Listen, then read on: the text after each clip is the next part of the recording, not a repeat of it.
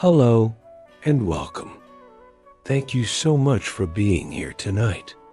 Before we begin, I just want to take a moment to say how truly grateful I am that you've chosen to spend these next few moments with me. This is your time to unwind, to gently slow down, and to drift into a peaceful, restful sleep. Tonight's story is set in a simpler time, a time of soft candlelight, quiet villages, and gentle lives in the heart of the medieval days. It's a tale of calm moments, humble beginnings, and the beauty found in everyday life long ago. Before we start, make sure you're as comfortable as possible. Maybe adjust your pillow. Take a deep breath. Turn down the brightness of your screen and let the gentle sounds guide you. Keep the volume at a soft, cozy level, just enough to carry you away without a single worry. And if you find peace here, please consider liking and subscribing. It helps more than you know, and it means the world. Now, let your body rest. Let your mind wander, and let's begin our journey into the stillness of the past. A day in the life of little Ansel, the beautiful tale of a medieval village boy. My name is Ansel, and I am a little boy. I live in a small village called Winthorpe, nestled between the low hills and quiet forests of the kingdom. My house is made of wattle and daub, and the roof is thatch. It leaks when it rains, which is often. The cock crowed before dawn, and that means my day begins. I do not wake in a bed, not like the ones the nobles sleep in. I sleep on a sack stuffed with straw beside the hearth. The fire has long since turned to ash, and the stones are cold. Mother was already up. She always is. She feeds the fire and stirs the pot with a wooden spoon. It smells of barley and onions. She hums a hymn to St. Cuthbert as she works. Her hands are red and cracked. I rub my eyes and pull on my tunic, which is the same one I wore yesterday.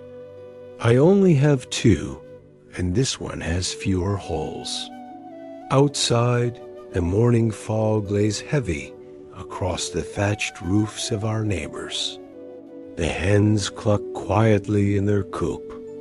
My first job is to gather eggs, if the fox hasn't taken them.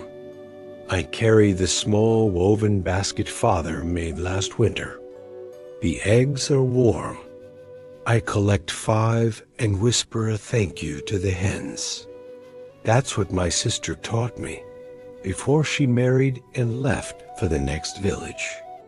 She said even chickens like kind words.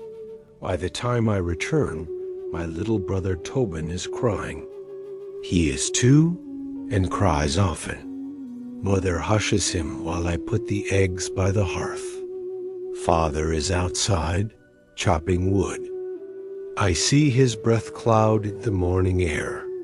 He is quiet when he works, but he nods to me. Then we eat our breakfast. Porridge again. Warm with a bit of honey if the bees were kind that season.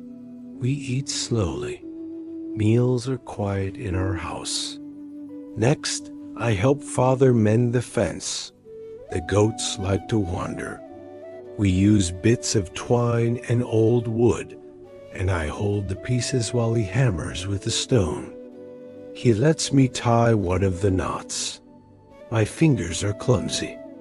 When that's done, it's time to walk to the stream. It's nearly half a mile, and the water is cold. I carry a small bucket. We pass other villagers on the way old. Brinna with her walking stick. The twins who helped the miller. Everyone nods, but few speak. At the stream, I watch the fish dart under the rocks.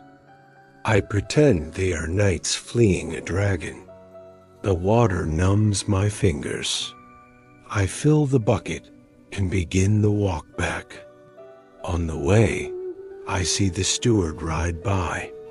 He is a servant of the Lord who owns our land. His horse is large and sleek, unlike our shaggy village ponies. He does not look at me, only ahead. When I return, my hands are red and stiff, but I am proud. Water is life, Father says. Without it, even kings die. We eat a bit of bread and cheese for midday meal. The cheese is sharp and dry. I like it. Then, Mother tells me to gather kindling. So I do. I wander into the woods a little, not far. Just far enough to find twigs that snap nicely. The birds are quiet. It smells like moss and old rain. I return home, my arms full, and I hear the bell ring from the chapel tower.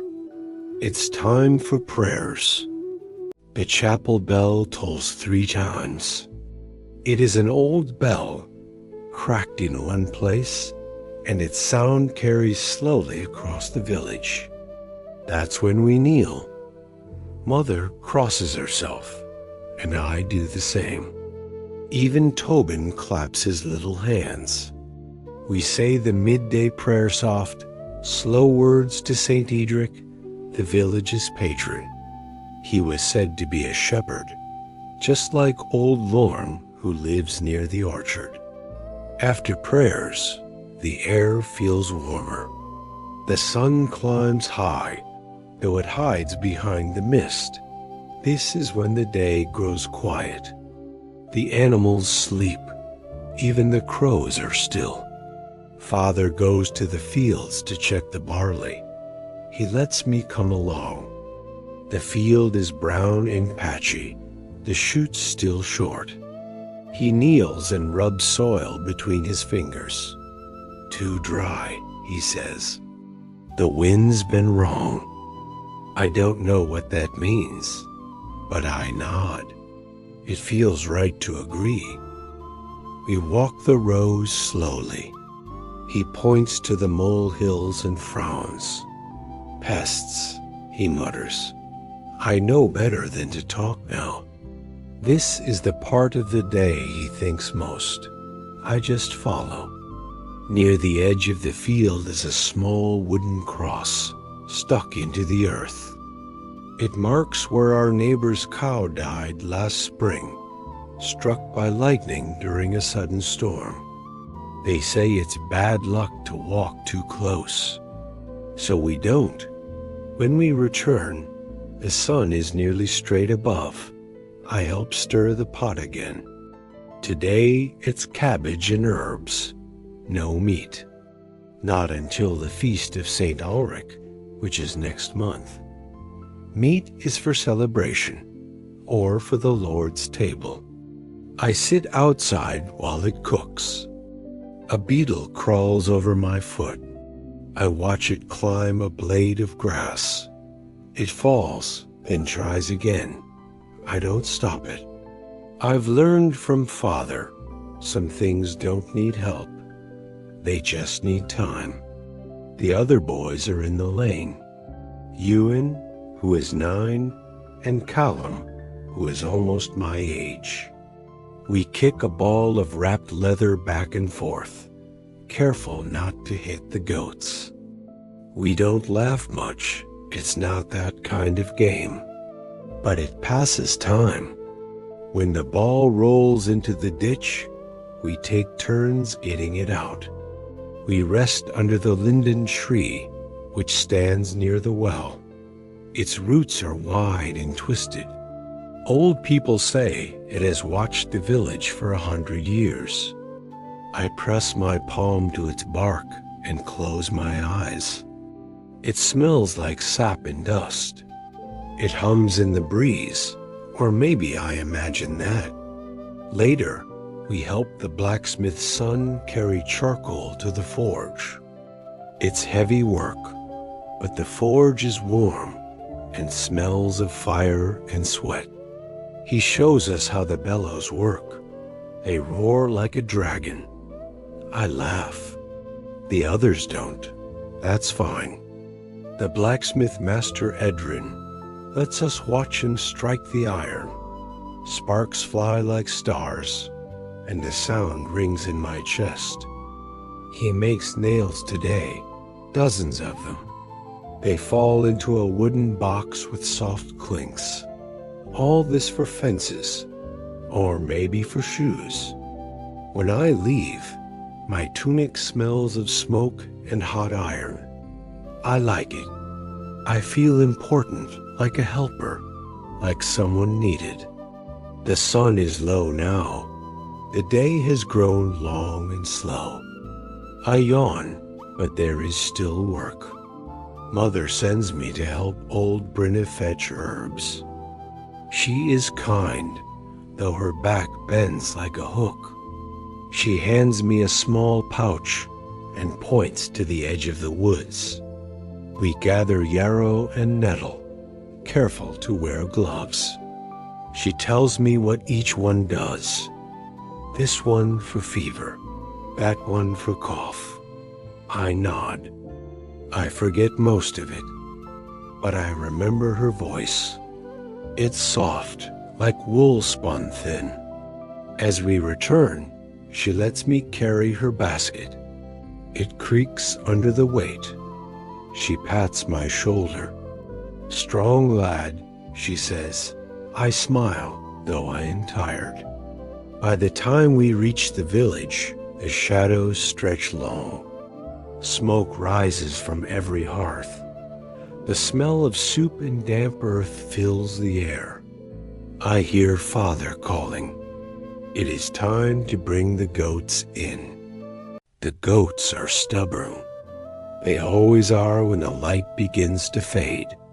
They wander toward the hedgerow or nibble at tree bark. Father claps his hands and whistles, and somehow they obey him better than me. I wave my arms and make silly noises. It works, mostly. Their bells jingle softly as we lead them back through the narrow gate. One of the goats, the smallest with a bent horn, always lags behind. I give her a gentle push and scratch her ear. She bleats, then follows. Back in their pen, the goats nudge one another and stomp the dirt. They know it's feeding time. Father pours out a handful of grain and checks their hooves while I hold the lantern steady. The flame flickers in the wind. By now, the air has grown cooler. I can see my breath again. The village changes at dusk. The laughter of children fades. Doors shut. Smoke thickens from the chimneys, curling like gray ribbons into the sky. Mother calls us in. The hearth is lit again. The pot's steaming. It's soup thin but warm. She's crumbled a bit of bread into Tobin's bowl. He's half asleep already, blinking slowly as he eats. We sit close to the fire. Father talks about the coming frost. Mother talks about the bees. I listen, but my head is heavy. My knees are drawn up to my chest, and I hold the clay cup tight between my palms. After we eat, I help wipe the bowls clean with rags and a bit of ash. It's not much, but it keeps them from souring. Then, as Father sharpens his knife by the fire, Mother takes out her spindle. She spins wool slowly, humming again. The song has no words. I've heard it since I was little. Sometimes, when I listen to her hum, I feel like the whole world is spinning gently too, like the spindle, slow and round and quiet. Tonight, the steward returns. He passes by on horseback and stops at the door. Father answers.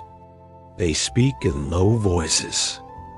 I hear only pieces tithe due, Lord share, winter stores. Then the steward rides on, his horse's hooves dull on the hard earth. Father doesn't speak for a while after. He pokes the fire with a stick, stirring the coals. Then he sighs and tells me to fetch the bundle of reeds we use for the roof.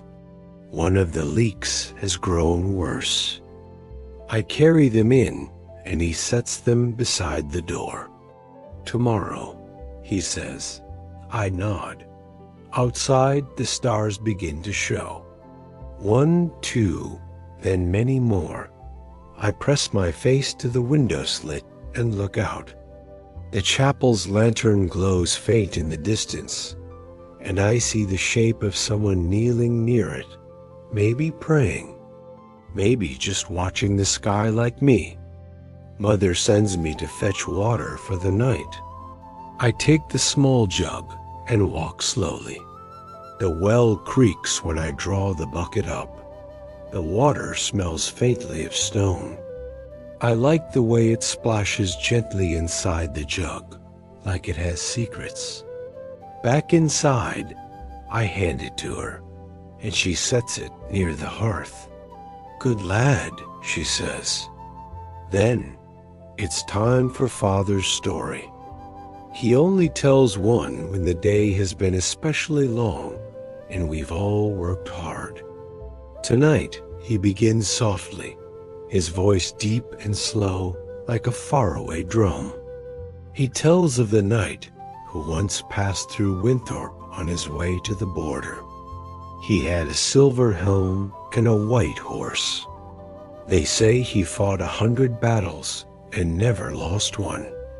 But Father's voice lowers, and he says the knight had no home, no children, and no fire to sit beside.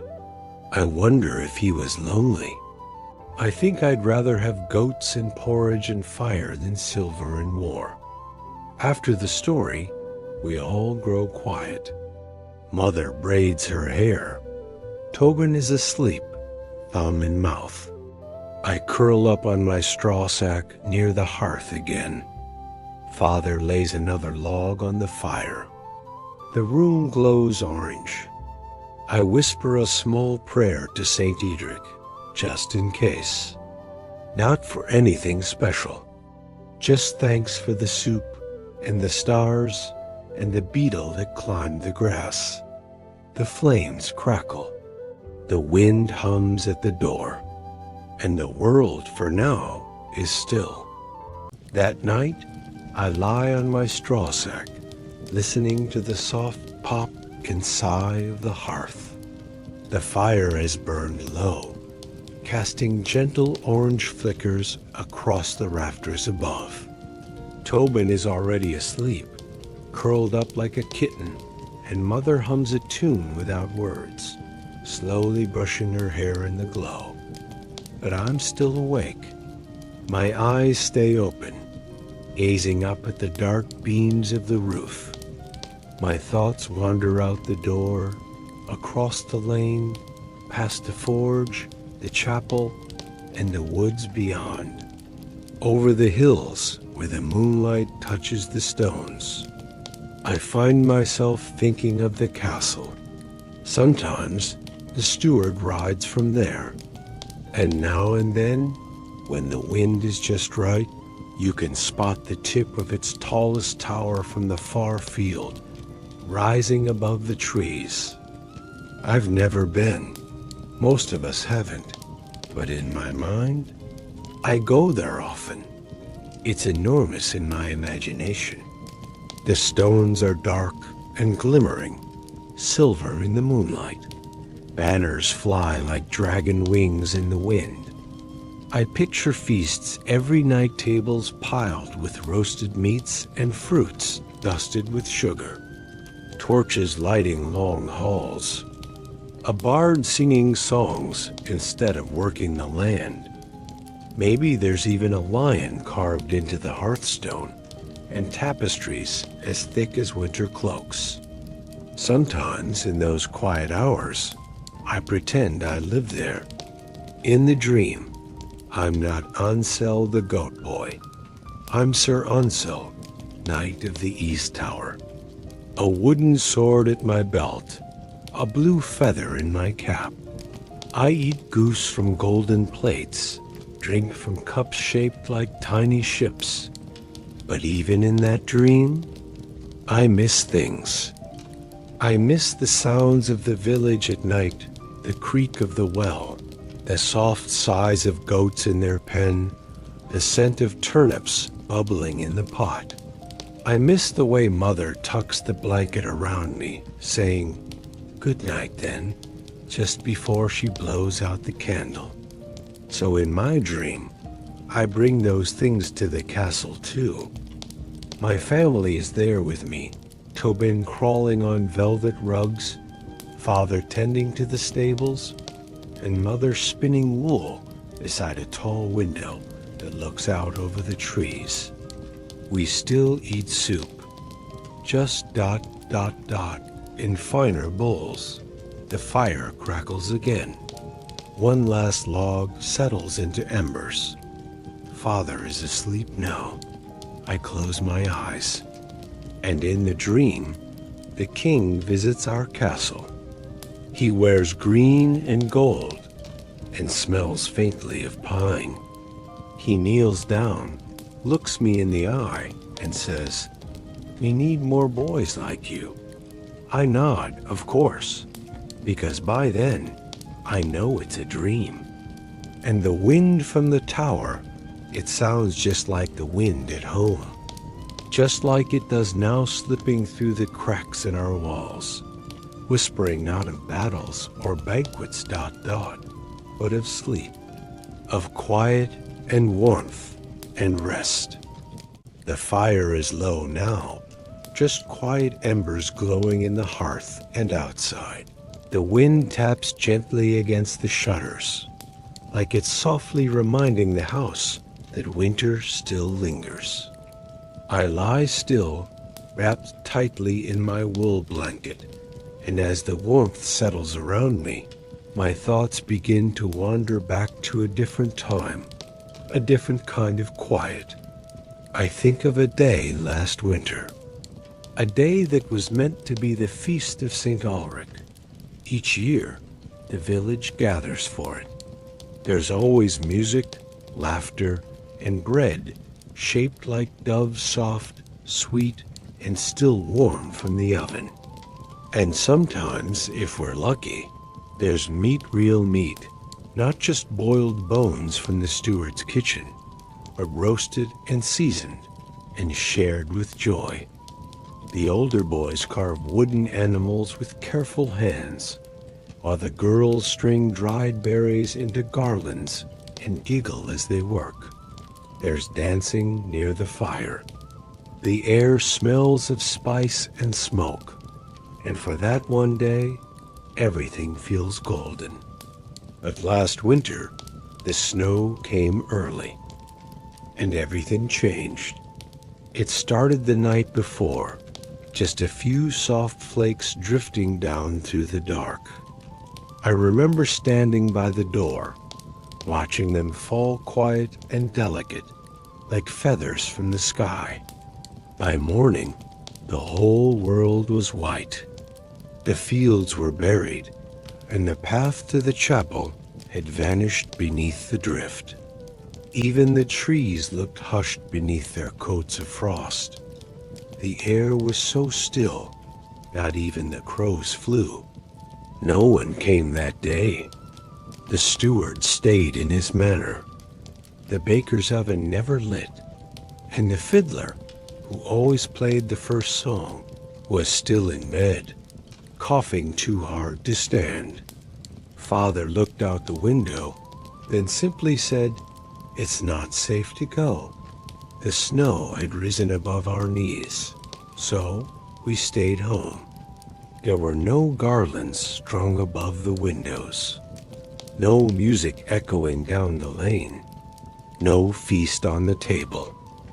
But Mother, always thinking ahead, found a little bit of dried apple hidden in the bottom of a jar. She chopped it finely and stirred it into the morning porridge. It wasn't much, but it filled the room with a smell that reminded us of sweeter days. Tobin smeared it all over his cheeks and laughed, and so did we. Father told stories by the fire-long tailies from when he was a boy about the very first feast of St. Ulrich. He spoke of torchlit dances in the snow and how they once roasted chestnuts over the flame while a bard sang by candlelight. I spent much of that day by the window, tracing shapes into the frosted glass. A star, a goat, a sun, though the real one hadn't shone for days. Outside, the snow kept falling, soft and soundless.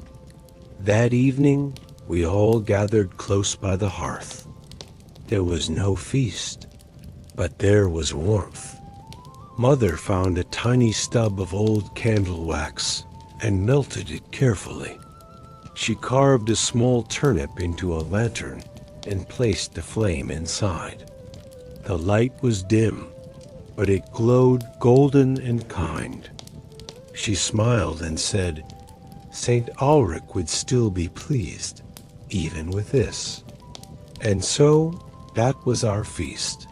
Quiet, small, but ours. We shared the last piece of good bread. We drank warm water from clay cups.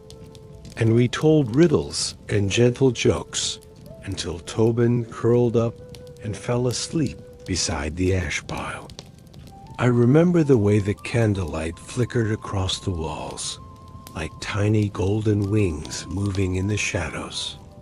That night, when I pulled the blanket close and curled into my straw bed, I didn't feel sad about missing the feast. I wasn't hungry. I wasn't cold. I was full, but in a different kind of way. The snow kept falling for days after that. The world outside stayed hushed and white. But inside, we laughed. We stayed close. We waited. And sometimes, even now, when spring returns and the air turns soft again, I find myself thinking back to that day, the feast day that wasn't, and how it still mattered because we had each other. And perhaps the best kind of feast is the one where no one feels alone. There's a quiet corner of the village, tucked just beyond the edge of the last garden wall, where the grass grows taller than it should, and the fences lean lazily from too many winters gone by, half forgotten and softened by time.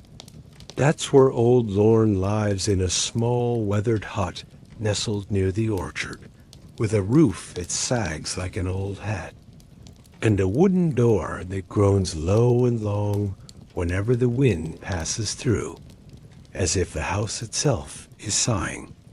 No one in the village knows exactly how long he's been there, sitting beneath those gnarled apple trees that still bloom every spring despite their age.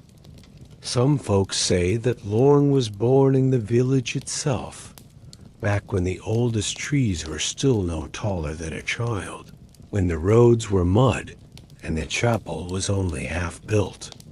Others whisper stranger tales, that he wandered in from the deep forest one misty morning, brought by wolves or shadowed by something older than the hills. Maybe both stories hold a little truth. Maybe neither does. But I've never minded the mystery because I like visiting him, especially after my chores are done and the sun is kind enough to stay a little longer in the sky. This morning, after stacking the firewood in neat, leaning piles beside the shed, I asked Mother if I could go see him. She paused, glanced out the window at the clouds drifting slowly overhead, and gave a small nod and said, "Stay clear of the bees near the orchard, and mind his stories. Some of them are older than you think, and a few might bite if you're not careful." So I took a bit of crusty bread from the kitchen, just in case I got hungry or had something to trade, and made my way down the lane past the well, past the leaning fences, until I reached the orchard's edge. Lorne was already outside, as I knew he would be, sitting comfortably in the same old chair, woven from twisted willow branches, as if the tree had grown around him. His hands were folded in his lap, rough and knotted like the roots of a great oak, and though his skin was creased by years and weather, his eyes were still sharp quiet, but always watching. "Come to steal my apples again, Ansel?" he asked without looking up, his voice dry and amused, like leaves whispering across stone. I grinned, already halfway to the fence. "Only if they fall first." He let out a chuckle, then a thin, rustling sound, as if the orchard itself was laughing. We sat there for a while, in a comfortable silence, just listening to the slow rustle of the breeze through the branches, the creak of the trees swaying gently, and the occasional call of a crow perched on the old fence, post-watching us before fluttering off into the gray sky. Then, without so much as a sigh or a clearing of his throat, Lorne began to speak quietly, but with that tone he used when a story was coming. "Did I ever tell you the tale of the Red River?" he asked, like he was reading the title of a very old book. I shook my head. "I don't think so." "Ah," he murmured, settling deeper into his chair. "Then listen close." And so he told it slowly, carefully, the words spilling out like they'd been waiting there all along. He spoke of a winter long ago, one colder and harsher than any we've known, when the streams froze solid all the way to the bottom, and wolves came down from the hills hungry and bold, their eyes shining in the dark, as they searched for anything that might keep them alive. The villagers dug trenches around their homes, burned green wood to fill the air with smoke, and sang prayers at night, with their voices shaking from more than just the cold, hoping the light would keep the darkness away. And then, one morning, the river turned red. Some said it was blood, maybe from a fallen ox, or something worse that no one dared to name. Others claimed it was the work of witches, casting spells from deep within the forest, their hands wet with power and old curses. And a few whispered that it was St. Ulrich himself, mourning for the people, his tears running thick with sorrow. No one ever found the truth, Lorne said, leaning forward just enough for his eyes to catch the light. But after that day, the wolves never came again. He leaned back then, his voice quieter now, as though the story had taken something out of him. "Strange things happen, lad," he said with a long breath. "Not every day, but enough to make you watch the river twice." The wind stirred the tall grass beside us, brushing against our legs like a cat passing through. Neither of us spoke after that. The story just hung there between us, weightless and full, like smoke that lingers long after the candle's gone out. Then Lorne opened one eye and added, "Course, it might have just been berries." A cart tipped over upstream. But that's not much of a tale, is it? I laughed, and he smiled with the kind of grin that only comes when you've told a story 100 times and still enjoy every word of it. Before I left, he reached into the folds of his coat and pulled out a small wooden charm, shaped like a raven with its wings folded tight. For dreams, he said, placing it carefully into my hand. Keep it near your bed. It keeps the wolves out. I nodded, solemn as I could be, even though I've never seen a wolf in our village, not once. As I walked back home, I kept the charm in my palm, feeling the grooves and marks carved into it by Lorne's old knife. The sun was dipping low behind the hills, casting everything in gold and shadow, and I found myself thinking about the Red River, about wolves and stories, and how the best ones feel a little truer when you carry them with you. When I opened the door, Mother looked up from her stitching and raised an eyebrow. Did he talk your ears off again? I smiled and shrugged. Not both. She laughed, shaking her head, and waved me inside. The house smelled of thyme and wood smoke, and as the candle burned low and the night came quietly through the windows, I placed the little raven charm beside my bed, just in case. The next morning, the sun stayed hidden behind a sky the color of dull pewter, the kind of sky that doesn't promise thunder or storms, but holds a quiet weight to it, the sort that hints at drizzle without ever delivering a drop. After our breakfast of warm porridge with the steam still rising from the bowl, Father handed me a small bundle of bread wrapped in cloth and asked me to bring it to old Lorne, like we sometimes did when the cupboard held just a little more than usual. Old Lorne lives in the very last house before the orchard begins, though calling it a house is generous. It's more like a leaning shed, patched with old wood and moss, with a sagging roof that huffs out a trail of smoke through a crooked hole near the top. He's lived there longer than anyone in the village can clearly remember. Even Mother, who remembers everything, just shakes her head and calls him Ancient Lorne, as if that's explanation enough. They say he used to be the village shepherd, back before I was born, back when the hills still rang with bells and wool was traded by weight, not coin.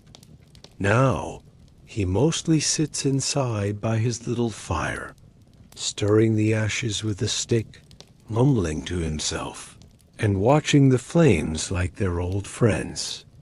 But today, when I arrived with the bread, he looked up as if he'd been expecting me. He waved a thin hand toward the door and said, "Come in, boy. Don't let the damp hang on you." And so I stepped inside, and the warmth met me like a heavy blanket. "Sit," he said, nodding toward a stool near the hearth. "Warm your bones. You're thin as a fence post." I sat down without argument. The fire crackled with wet wood that spat and hissed, sending up a smell of smoke and damp wool and something else I couldn't quite name, maybe lavender, or perhaps old leather warmed by the flame. "I'll trade you a tael for that bread," Lorne said, eyeing the bundle in my hands. I smiled and passed it to him. It seemed like a fair trade. Old Lorne always begins his stories the same way softly, as if reciting something sacred.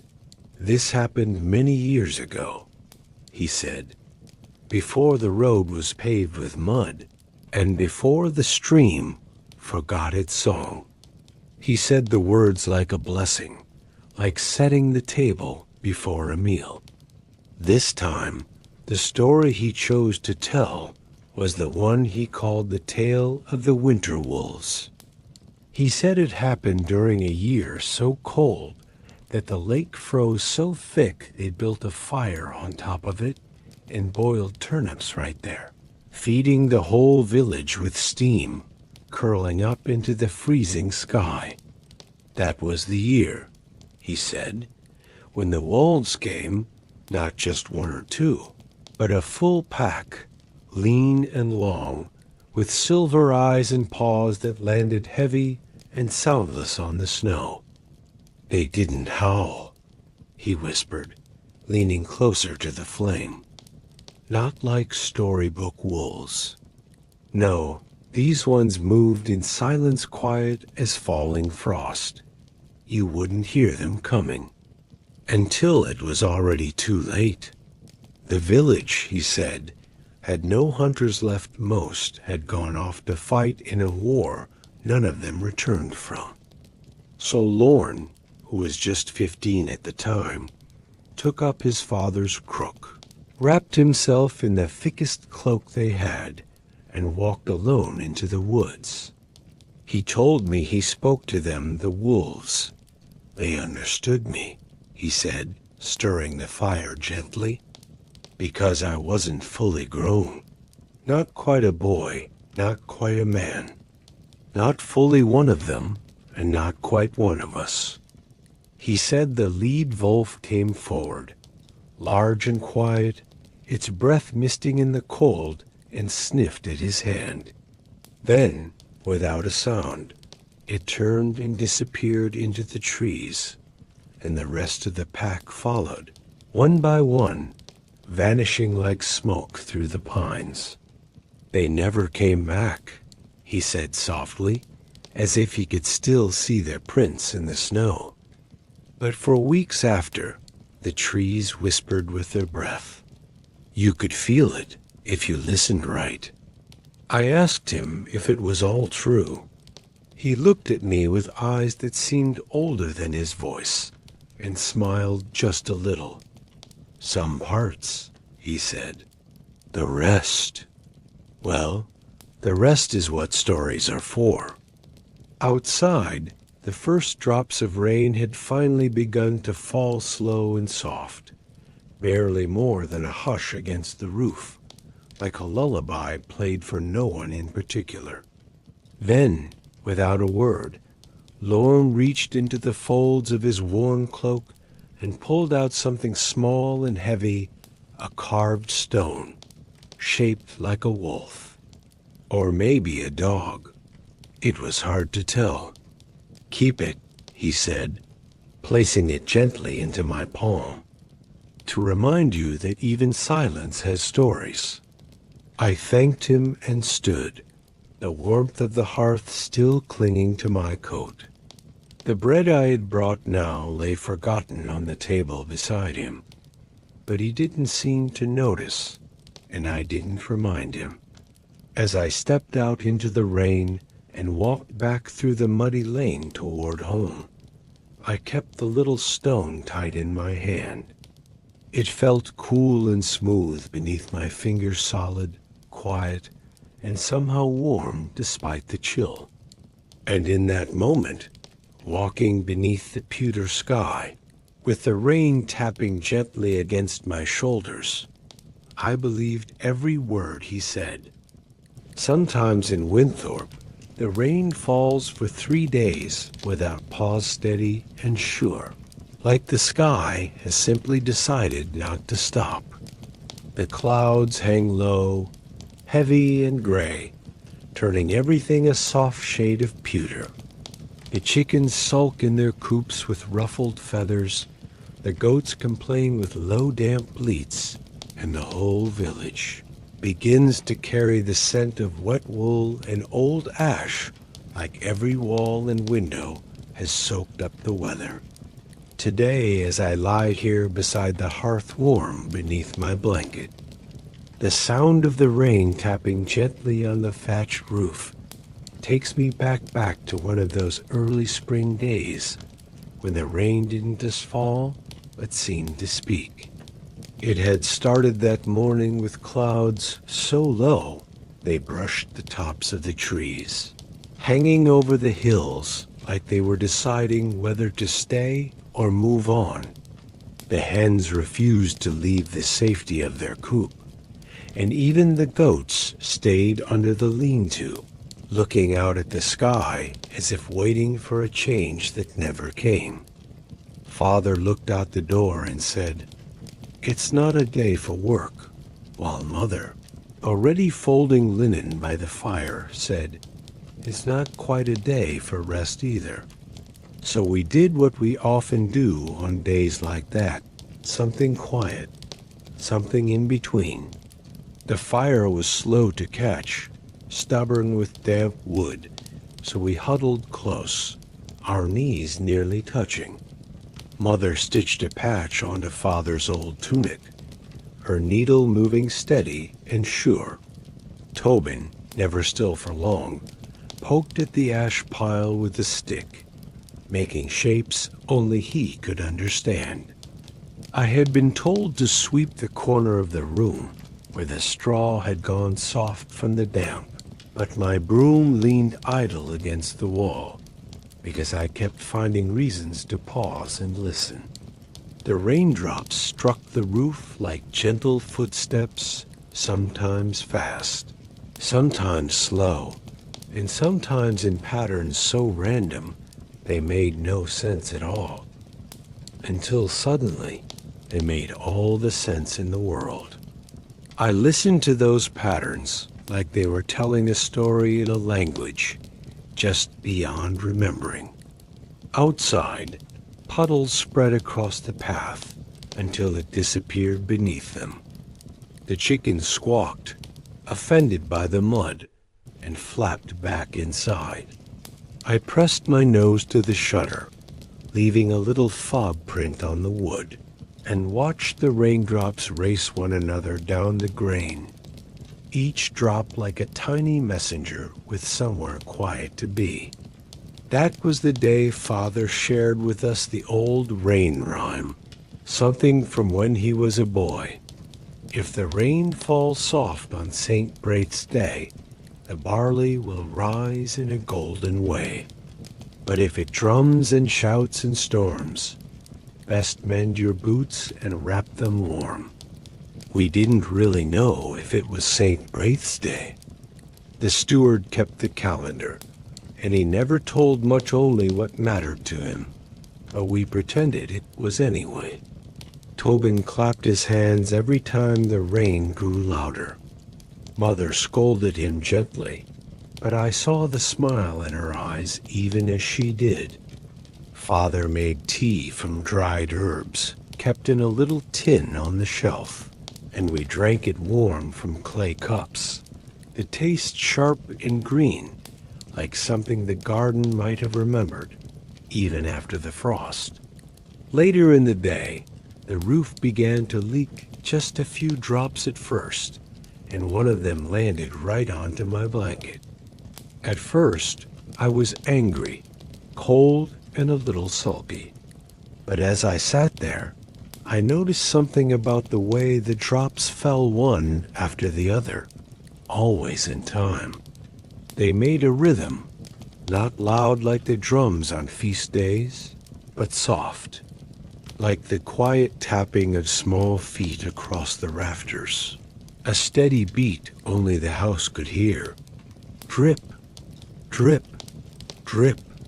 Soon the sound became familiar, like a rhythm I had always known, but had never noticed before. That night, even as I tried to fall asleep with the damp still clinging to my blanket, I didn't mind the drip anymore. I imagined it was the echo of a song, an old song the rain remembered, one passed down in whispers between clouds and rooftops. I think I dreamed of it. A dance made from puddles and mist, cloaks soaked to the knees, children laughing with mud on their boots, and saints walking barefoot through fields of golden wheat. A quiet celebration reign, and earth and memory moving as one. When I woke, the fire had gone out. The rain had stopped. The drip was silent, but the blanket still smelled of rain. Even now, whenever the sky begins to darken and the wind hums its slow tune through the eaves, I find myself hoping for another day like that one. A day where the world feels like it's pausing. A day when there's nothing to do but listen to the tapping, the ticking, the quiet beat that tells you something simple, something true. You're safe. You're still. You're home. Tobin doesn't speak much, not in the way grown folks do. Anyway, mostly he points at things with chubby fingers, squeals with delight or frustration, depending on the moment, and makes an entire collection of faces, some of which are surprisingly clever, though only Mother seems to understand exactly what they mean.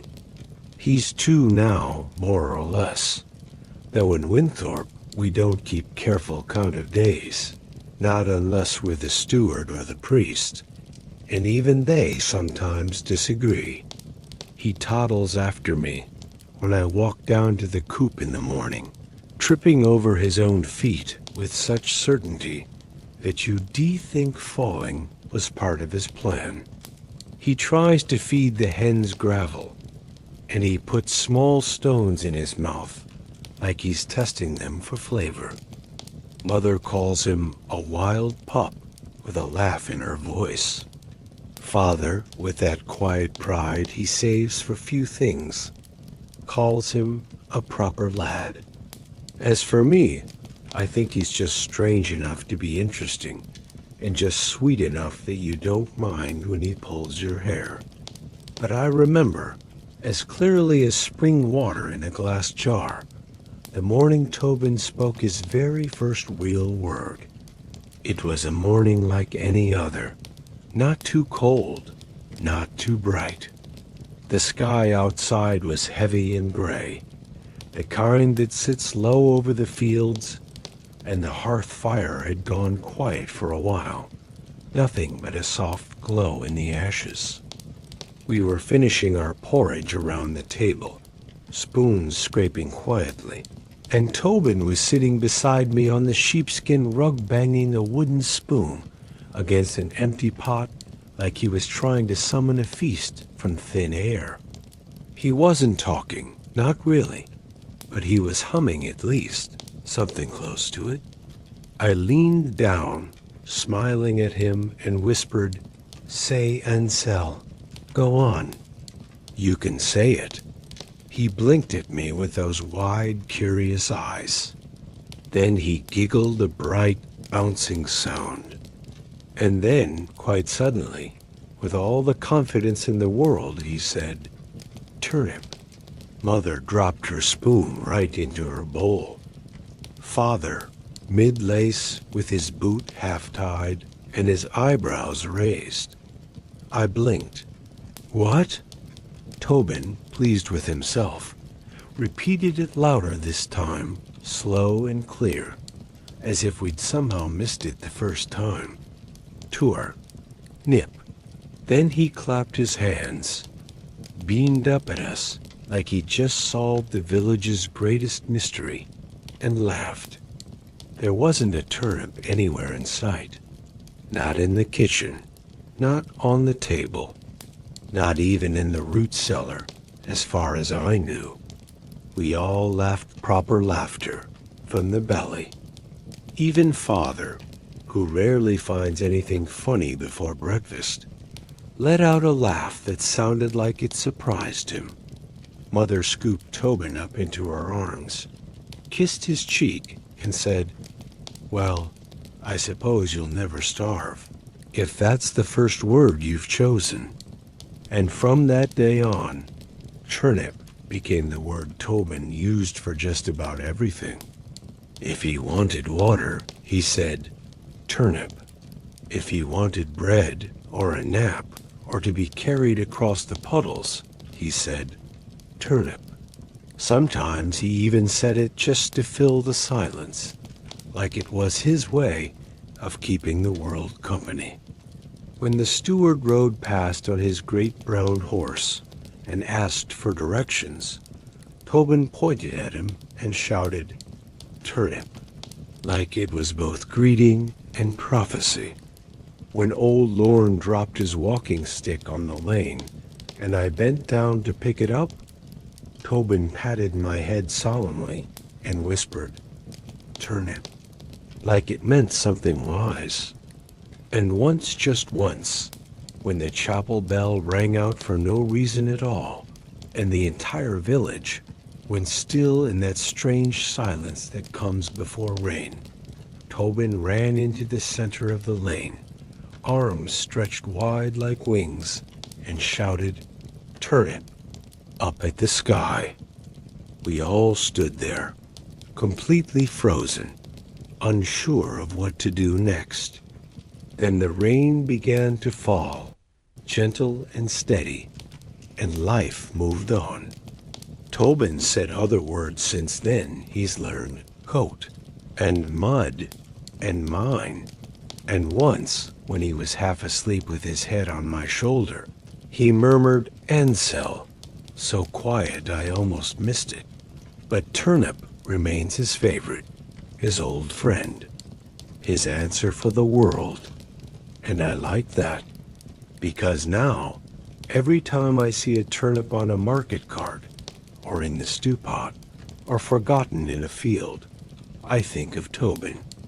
I think of his sticky hands, his mop of messy hair, and that toothy grin that always arrives just after he's done something he shouldn't.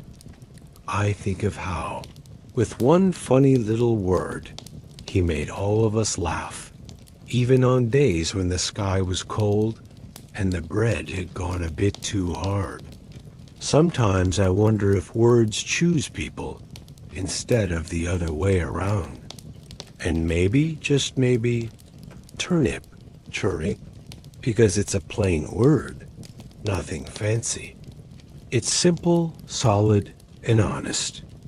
It gets you through the lean months.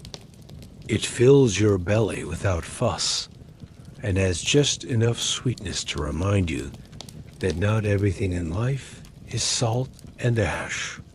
Just like Tobin, winter always begins before the frost touches the ground. You can feel it in the wind, long before the snow arrives, in the way it brushes your sleeves differently, cooler, quieter, like it's bringing a secret. The trees are the first to know. Their leaves fall not just because of the cold, but because they understand something is ending, and something else is preparing to begin. I remember the day I first noticed it, the whisper of winter. It was late afternoon. The sun hung low behind a veil of pale cloud, casting no real warmth, only a kind of silver light that made the world seem softer, as if everything were being gently tucked in under a blanket of stillness. The barley had already been harvested, the last of the apples taken down from the trees. Mother's hands moved slower by the hearth, not from tiredness, but from the rhythm of the season, which pulled all of us toward a quieter way of living. Father was patching the side of the goat pen with leftover twine. I watched him from the threshold of our home, wrapped in my wool cloak, the one with the uneven stitches where I tried to help last year. The goats huddled together, noses to tails, their breath little clouds in the air. In the distance, a single crow called out and then fell silent. Even the birds knew. That night, the fire was stronger, not because we were colder, but because there is something about the early days of winter that makes you want to draw closer to its heart. We sat together, all of us, eating slowly, not speaking much. Tobin curled up beside me with a piece of cloth he insisted was his winter cape. It was just a bit of sackcloth, but he wore it proudly. He looked like a very small king. After the bowls were cleaned and the door latched, Mother added pine resin to the fire. The scent, earthy and sweet, filled the air with something ancient, something that smelled like memory. Father spoke then, his voice low and steady. He said that the first frost always comes on silent feet, and that if you're listening well enough, you can hear the stars shifting above the clouds, making room for the long nights. I believed him. Outside, the moon rose large and pale, like milk poured into water. I watched it through the narrow window slit, my breath fogging the edge of the stone. The sky was velvet dark, speckled with pinpricks of frozen light. And then, without sound or warning, the first snowflake touched the windowsill, small, alone, perfect, then another, and another, until the sky itself was falling in soft whispers. We didn't go outside to see it. We didn't need to.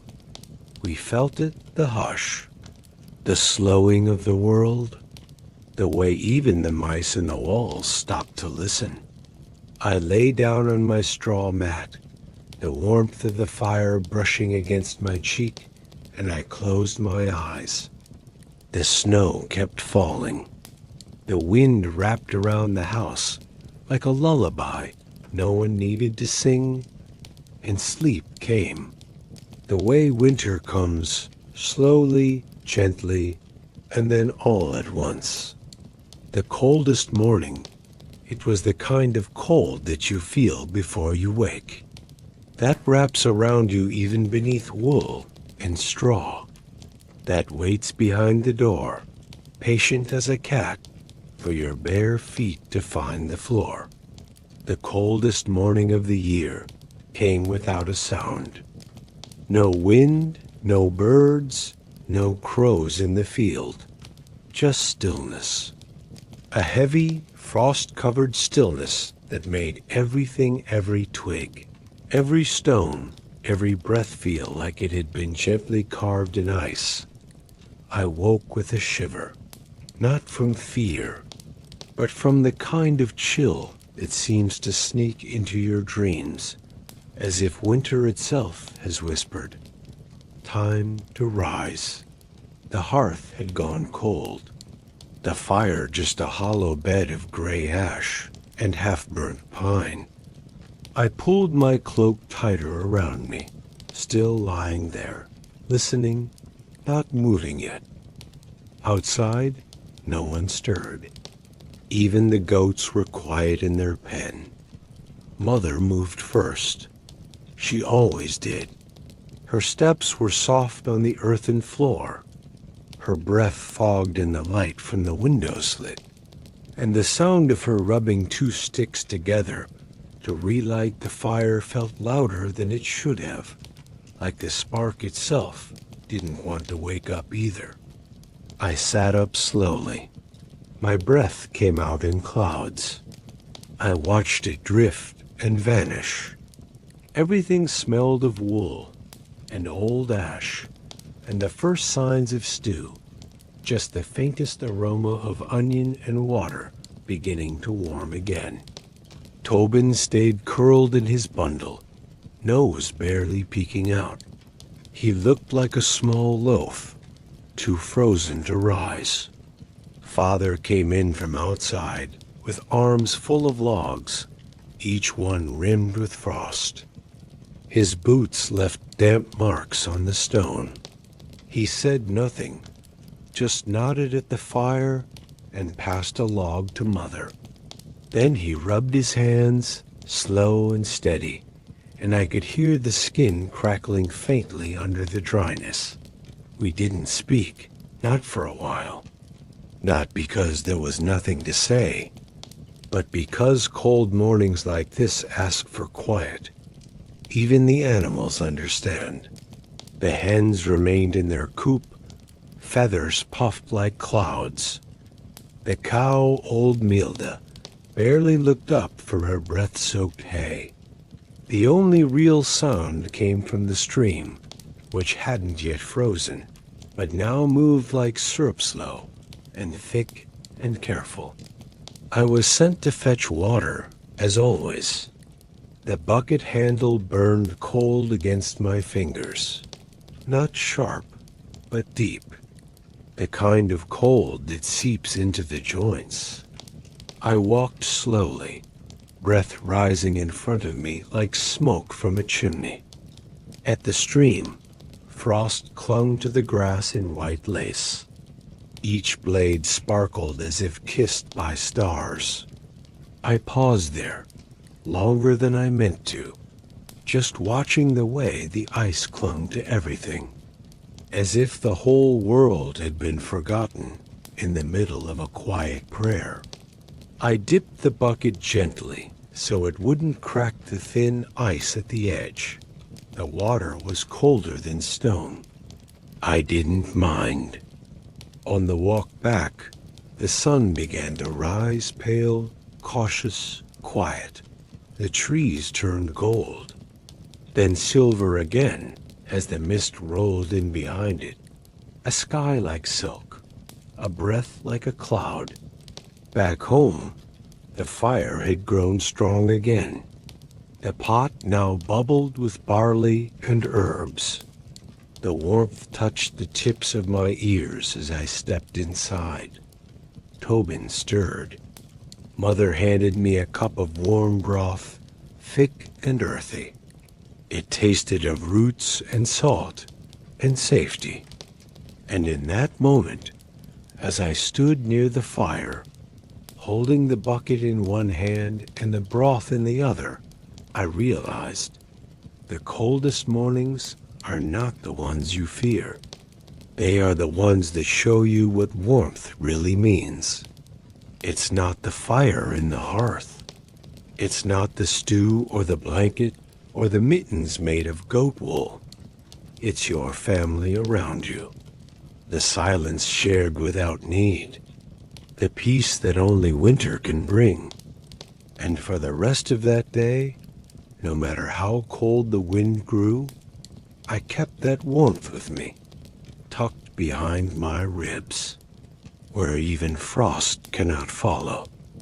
It began on a night so still, so impossibly quiet, that even the trees seemed to be listening. The clouds had drifted away, one by one, like tired travelers returning home after a long journey. They didn't fade or vanish in a hurry.